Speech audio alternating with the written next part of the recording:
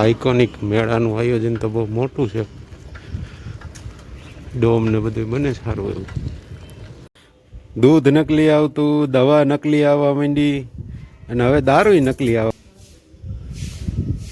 એ બાને વળી ન પીવાવાળા ઓલા પીવાવાળા તો તોય પીએ, ચેક કરીને પીએ. ચાલો, સ્વાગત છે આજના દિવસના વિડીયોમાં બધાને જય શ્રી કૃષ્ણ, જય સ્વામિનારાયણ ને જય માતાજી. વાતાવરણ થોડું ચોખ્ખું થઈ ગયું છે, આવું કંઈક છે. અને નાની નાની વાતો ઉપર માણસો કેવા ઝઘડી ઉઠે છે ને એ પાછા પોતાના સ્ટેટસ ને કઈ પદવી ઉપર કામ કરે છે એનું પણ ઘણી વખત ધ્યાન નથી રાખતા. રાજકોટનો જ બનાવ છે, સોશિયલ મીડિયા ઉપર તમે જોઈ લીધો હશે. સિવિલ હોસ્પિટલમાં સિનિયર ડૉક્ટરે એક જુનિયર મહિલા તબીબ ઉપર ન બોલવાના શબ્દો ને એવું બધું બોલે છે ને એ બધું ઘણું બધું એવું બધું છે.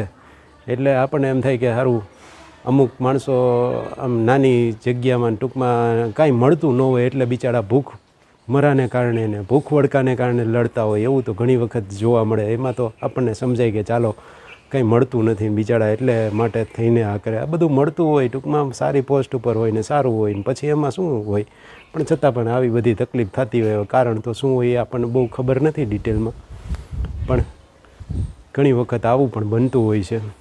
માણસોની સહનશક્તિ છે એ ખૂટી જવા તરફ જતી રહે છે. અમુક પાછા સહનશીલ પણ છે, એવું નથી. બહુ વિવેકથી ને બહુ વિનમ્રતાથી આવી પરિસ્થિતિઓનો પણ સામનો કરી લેતા હોય છે. તો મોટાભાગની જે બધી ધાર્મિક સંસ્થાઓ છે અને એ બધા આ જ કામ કરે છે કે લોકોની જે સહનશક્તિ છે એ બને ત્યાં સુધી વધે એવા પ્રયાસો બધી સંસ્થાઓ કરતી જ હોય છે. ચાલો, વધારે જ્ઞાન નહીં આપીએ, બધાને લગભગ ખબર જ હોય, જાણકાર હોય. એટલે સવારમાં શિવભાઈ મુખવાસ ખાવા માંડ્યો છે, હજી નાસ્તોય બાકી છે. મેં કીધું એલા અત્યારમાં ન હોય, બધાની ટાઈમ પ્રમાણે જમ્યા પછી ખાવાની વસ્તુ જમ્યા પછી જ જમવાની હોય. પહેલાં માંડ્યો તો હાલ હવે એ મૂકી દે, નખરા કરમાં વોલેટની હારી કરમાં હાલ આઇકોનિક મેળો જો કેવો તૈયાર થવા માંડ્યો. હું રોજ ત્યાંથી નીકળું ને મને ખબર હોય, પતરા નાખી દીધા ને ઓલા જલ પરીને ઘણું બધું દેખાય છે એવું બધું પાણીનું ને. હા, પાણીનું ઓલું ગોળ ગોળ કંઈક એક્વેરિયમ જેવું કંઈક હશે. હા હા હા, મેળો ગોઠવતા હોય ને. હે, મેળો મહિનો છે ને, શિવને મેળામાં આવું છે, જવું છે મેળામાં. હા તો હાલો મૂકો અત્યારે, પેલા નાસ્તો કરો પછી આગળ એ બધું કરવાનું. હાલો.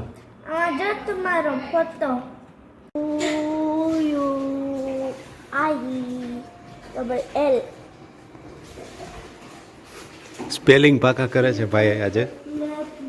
અને આજે ટ્યુશનમાં રજા છે અને કાલે સ્કૂલે રજા છે. એટલે એવું છે, એમાં મેડમ ન હોય ને એટલે પછી રજા હોય. એટલે એ પછી આજની રજા હોય એટલે કાલે આજનું ભણાવી દઈએ રવિવારે.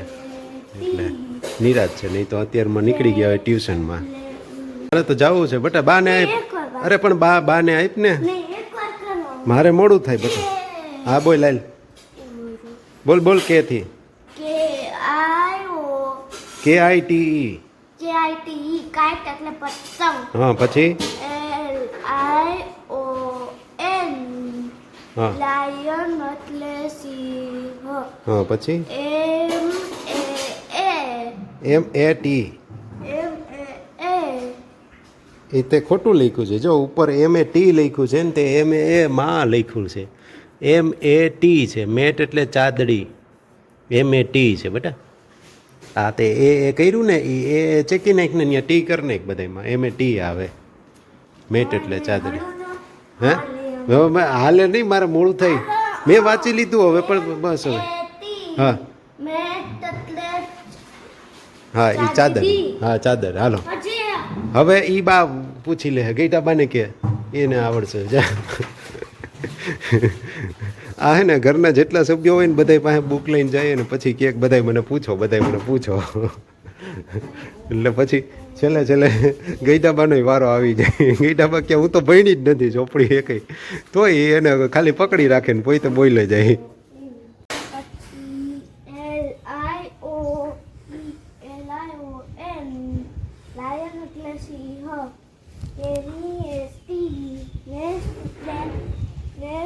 એટલે માળો. सवाल ही खुद बोलता है और जवाब भी खुद बोलता है એના જેવું.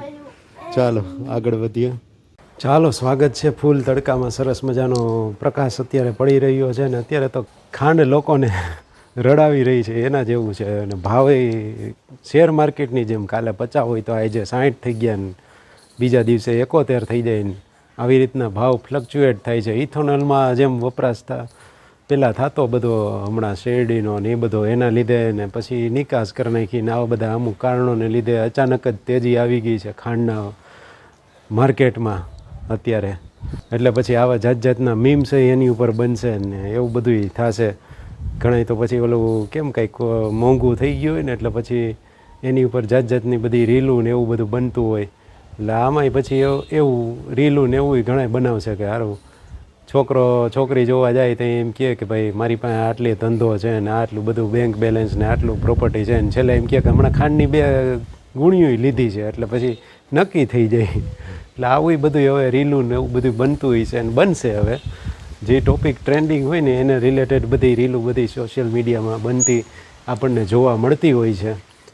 વચ્ચે ઓલું પેટ્રોલની થોડીક અછત હતી ને ત્યારે બધી પેટ્રોલ ઉપર બધી રીલો બનતી હોય કે કોઈ પણ જાય ને આમ પેટ્રોલના ડબ્બા દે તો જાણે એમ લાગે કે હું દઈ દીધું, ખજાનો દઈ દીધો એવી રીતનું. તો હવે તો ખાંડના ઓલા થેલા ભરીને જવું પડે ને કે એ દો તો કોકને એમ થઈ જાય કે વાહ આ તો પૈસાદાર પાર્ટી, આના ઘરમાં આટલી બધી ખાંડ. એવું બધું રીલું ને આવું બધું બનતું હોય છે સોશિયલ મીડિયામાં હસવા માટે, હળવા થવા માટે.